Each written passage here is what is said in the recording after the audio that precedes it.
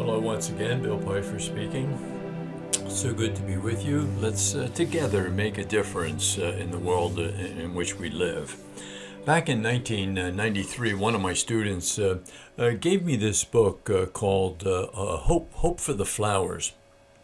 And ever since that time, I've been reading it, especially around Easter time. It's a real story of resurrection in a way. It's a story about two caterpillars, and yellow and stripe, and they love each other very much, and they begin to get caught up in climbing up because of some boredom and discomfort with life up a caterpillar pillar. And they both Stripe and Yellow meet up about halfway up and decide this is a little too much, and they come down and they begin making a life for themselves. They start eating grass, they start building a house for themselves, and they're really quite content in the beginning. And then Stripe becomes bored again, thinking there's more to life. There must be something at the top. If there's all of these caterpillars are climbing up, there's got to be something at the top that everybody needs and wants. And boy, to get to the top is everything. So they're pushing, crunching, shoving each other off and whatever. And Stripe abandons Yellow, and he decides to make the climb. And then in the course of the story, this is what happens. Yellow is on the bottom of the heap of the caterpillar pillar. She decides not to go, but Stripe does, and this is what occurs at that point. Nice little parable. The story of two caterpillars named Yellow and Stripe who dared to become butterflies. Yellow was lonely without Stripe. After looking for Stripe all day, she would return home at night sad, but half relieved that she didn't find him, as he could have been thrown off. One day, while looking for Stripe, she was surprised by a gray-haired caterpillar hanging upside down on a branch. He seemed caught in some hairy stuff. "You seem in trouble," she said. "Can I help?" "No, my dear, I have to do this to become a butterfly." Her whole insides leapt. Butterfly. That word again, she thought. "Tell me, sir, what is a butterfly?"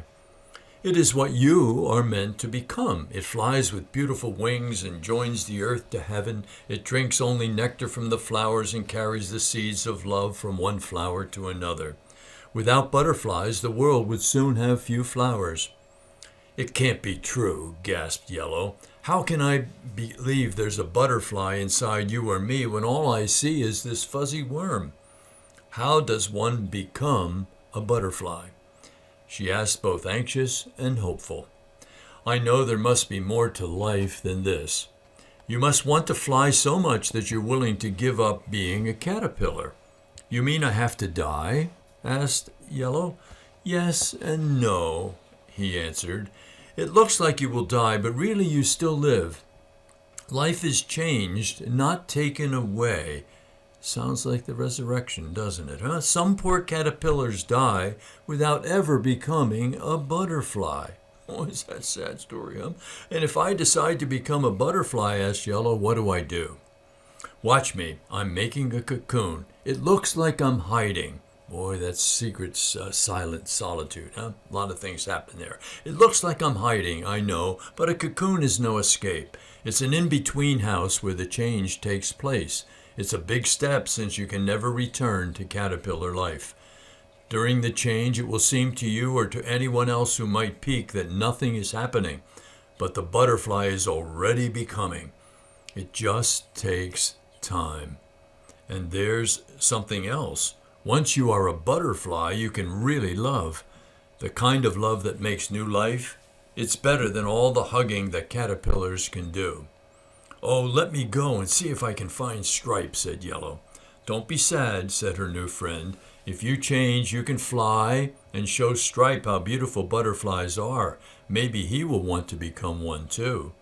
Yellow was torn in anguish. What if Stripe comes back and I'm not here? What if he doesn't recognize my new self?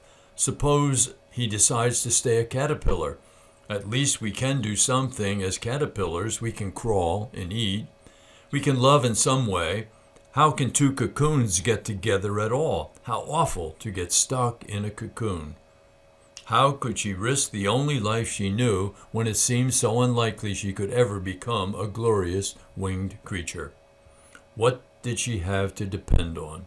Seeing another caterpillar who believed enough to make his own cocoon, and maybe most important was that particular and peculiar hope which leapt within her when she heard about butterflies.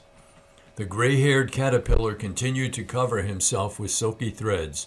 As he wove the last bit of around his head, he called, "You'll be a beautiful butterfly, Yellow. We're all waiting for you. Just trust."